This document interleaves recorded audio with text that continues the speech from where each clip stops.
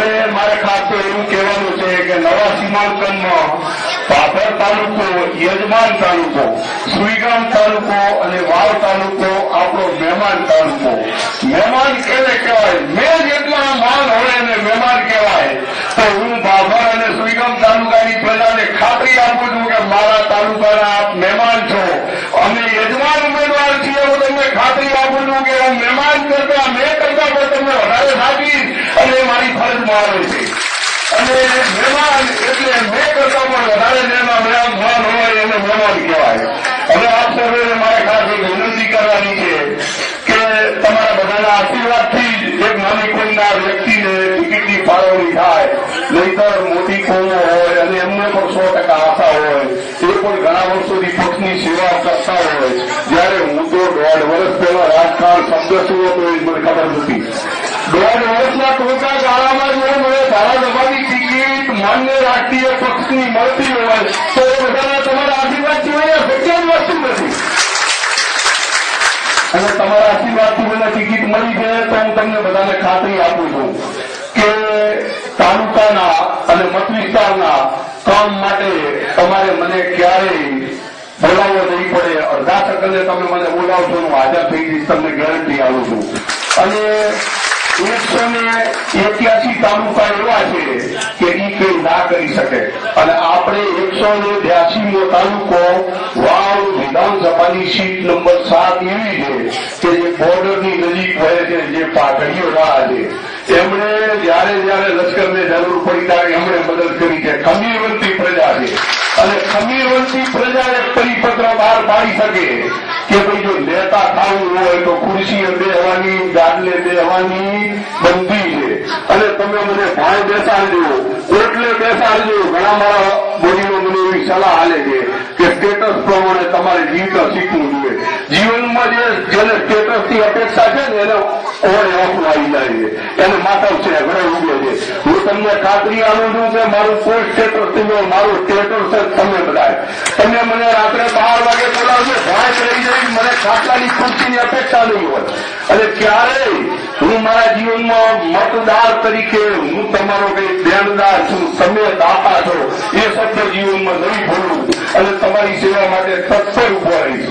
બીજી વસ્તુ છે કે કોંગ્રેસ પાર્ટીએ 72,000 કરોડ રૂપિયાના દેવા ખેડૂતોના માફ કર્યા છે.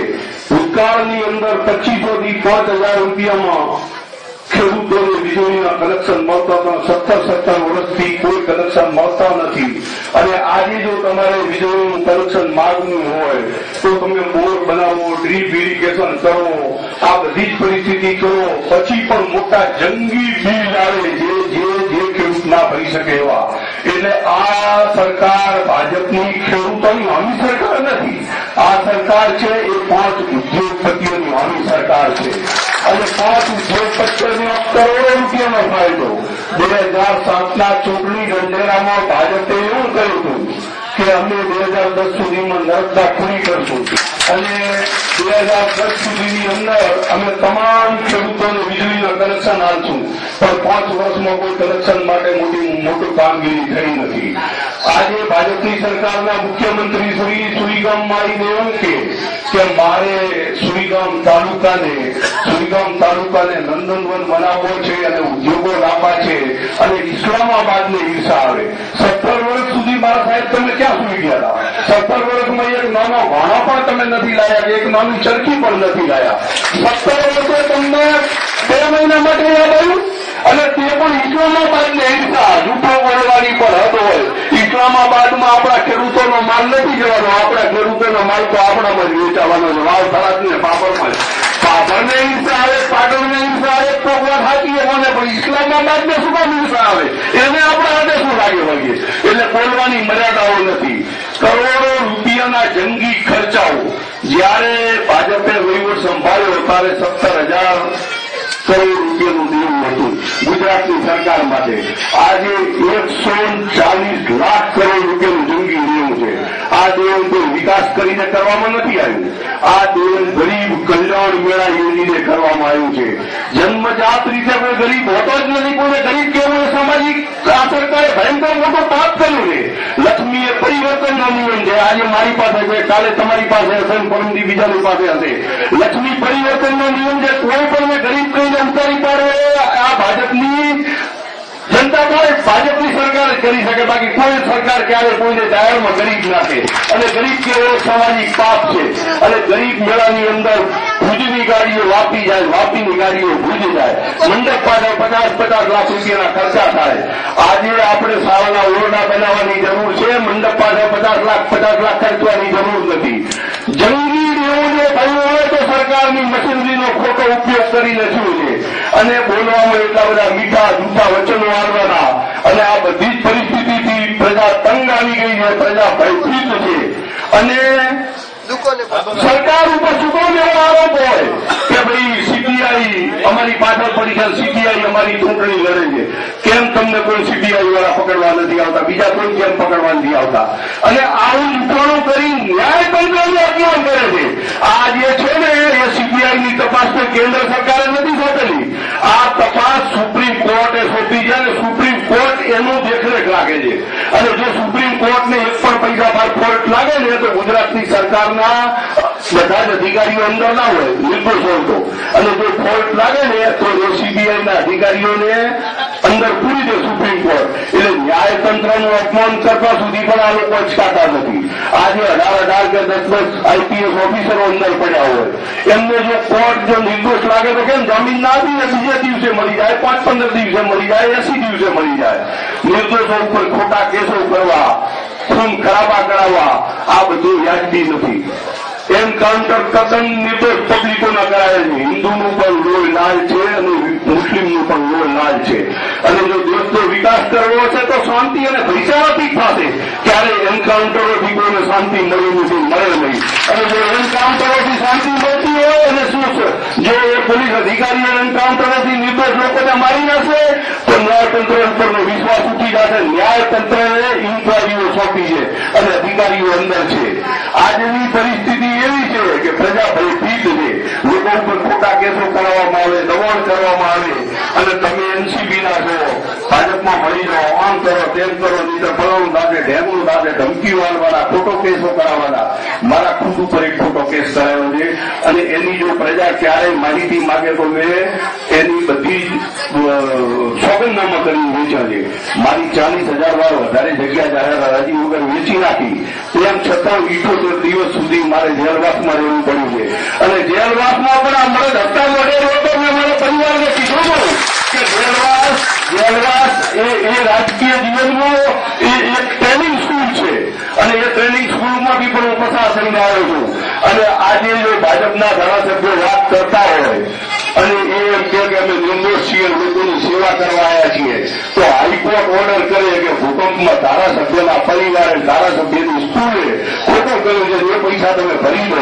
અને જયારે ધારાસભ્ય સોગંદનામું કરે કે ભાઈ આ તો મેં એકલે નથી કર્યું, અમારા ટ્રસ્ટીઓ બધા બોડી વાળાએ કર્યું. એટલે તમે તો ખોટું કર્યું પણ બાજુવાળાને બાપના નામ તમે લખાયો. એટલે ખોટો કરે અને બાપના નામ કોર્ટ લખાવડાવે છે અને પૈસા પણ ભરાવે છે. અને સોલાર પ્લાન્ટમાં પણ મોટી ગેરરીતિઓ થઈ છે. જમીન ખરીદીઓમાં મોટા કૌભાંડ થયો છે. ટીપી સ્કીમોમાં આખા ગુજરાતમાં ગેરરીતિઓ થઈ છે. અને બાંધકામોની પરમિશનોમાં ગેરરીતિઓ થઈ છે. ભૂતકાળમાં તમે આજે મકાન લો તો 5 કે 10,000 રૂપિયા દસ્તાવેજના થતા હતા. આજે પછી 50,000 લાખ રૂપિયા થાય છે. મોંઘવારી તો ભાજપની સરકારે બેફામ ખર્ચાઓ કરીને વધારી છે.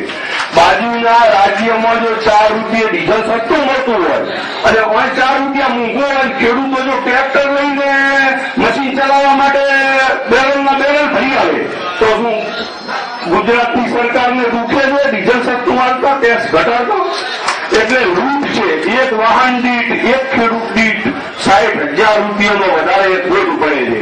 આ બધી જ પરિસ્થિતિની અંદર ભયભીત પ્રજા છે. પણ પ્રજાએ ભય રાખ્યા વગર તાકાતથી સામનો કરવો જોઈએ. અને મર્દો ઉપર જ મુસીબત આવે, બધા ઉપર બીજા ઉપર આવે નહીં. જેથી હું મારી ભાભરની પ્રજાને ખાતરી આપું છું, ભાભર વાવ તાલુકાની પ્રજાને ખાતરી આપું છું કે એક નવા પૈસાનું કરપ્શન હું જીવનમાં નહીં કરું. કરપ્શન કરવું એ મારા માટે ગાયની માટી ખાવા સમાન છે. આ પણ લડું છું ઓછામાં ઓછા પૈસે મારા પરિવારની શક્તિ પ્રમાણે અને કાયદાની મર્યાદા પ્રમાણે હું લડીશ. મારા ભાઈનો પણ 1 રૂપિયો હું ચૂંટણી ફંડ નહીં લઉં, આ હું તમને જાહેર કરું. અને કોઈ પણ હું ગવર્મેન્ટના લાભ લેવા માટે ચૂંટણી લડતો નથી. આચારસંહિતાઓની મર્યાદાને ધ્યાનમાં રાખી અને મારે કશું વધારે બોલી નથી શકાતું.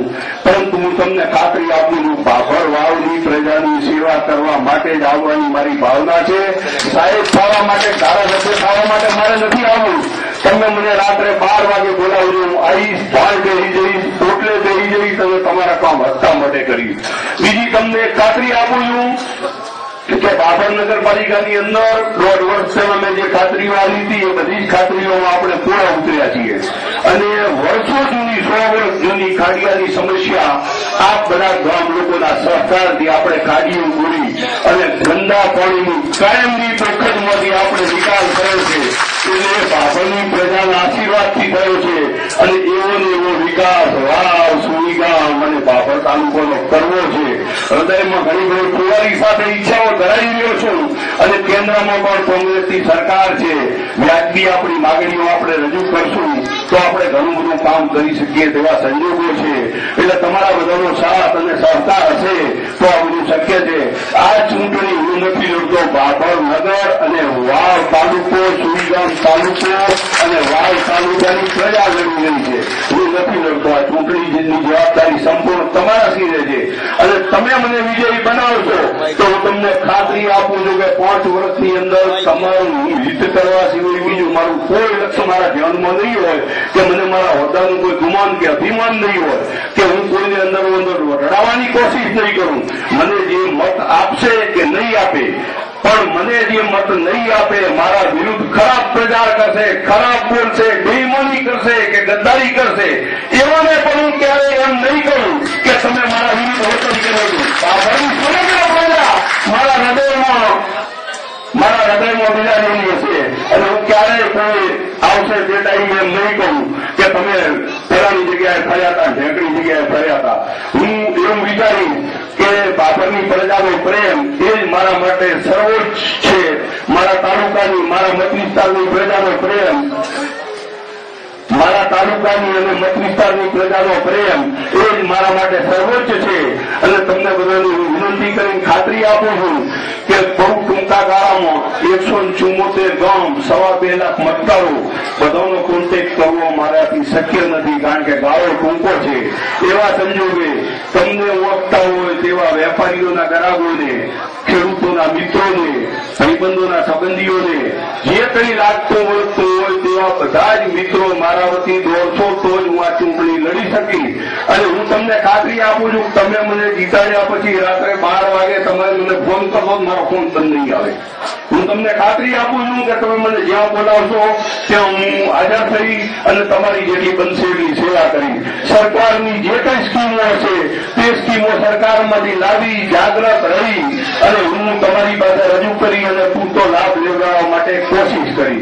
વાવ તાલુકાના વિકાસ માટે સરકારની જે કંઈ યોજનાઓ હશે એમાં સંપૂર્ણપણે હું તમને મદદગાર રહીશ. કેન્દ્ર સરકારની 50,000 કરોડ રૂપિયાની ગ્રાન્ટ ગુજરાત સરકારને આવે છે. તેમ છતાં આવડી મોટી ગ્રાન્ટો આવવા છતાં કોઈ વિકાસના કામો નથી થતા. અને ભાજપની સરકાર કાગા રોડ પાડે છે કે ભાઈ શું થાય. કેન્દ્ર સરકાર પૈસા નથી આપતી. ગુજરાત સરકારની આવક જેટલી રકમ કેન્દ્ર સરકાર આલે છે. 50,000 ને 900 કરોડ રૂપિયા માગ્યા તો 51,000 કરોડ રૂપિયા આલે છે. માગ્યા કરતા 10 કરોડ વધારે આલ્યા હોય એને ના આલ્યા ના કહેવાય. એટલે જૂઠું બોલવું, જોરથી બોલવું એ બધો અમનો નિયમ છે. આ બધી જ પરિસ્થિતિની અંદર કચ્છની અંદર જો ભેંસો દૂધ આપતી હોય તો એના કરતા આપણી ભેંસ 1 લીટર દૂધ વધારે આપે છે. અને આપણે ત્યાં દોડો વગડો ચરવા માટે સુઈગામ વાવ વિસ્તારમાં છે. જો કચ્છની ભેંસોની ગમીની ભેંસ તરીકે રાષ્ટ્રીય લેવલ તરીકે ઓળખ થતી હોય તો શું આપણે વાવ વિસ્તારના વિધાનસભા નંબર 7 એની આપણી નક્કી 7 નંબરની ભેંસ તરીકે ઓળખાણ કરાવવા માટે કોઈ નેતાએ આજ સુધી કોઈ પ્રયત્ન કર્યો? મારે તમને પૂછવું. અને ઘણા બધા ખેડૂત નેતાઓ આવી ગયા, બીજા આવી ગયા. તમને હું વચન આપું છું કે આપણું પશુધન સુધારવા માટે અને આપણે લક્કી ભેંસ, લક્કી આપણો વાવ વિધાનસભાનો વિસ્તારનો નંબર પણ 7 છે. તો લકી 7 નંબર આપણી ભેંસોને ઓળખ મળે અને જે ઓલ ઓવર ઇન્ડિયામાં આપણી ભેંસો ઊંચા ભાવે વેચાય એ માટે પણ હું ખેડૂતો વતી પ્રયત્ન કરીશ અને નર્મદા યોજના માટે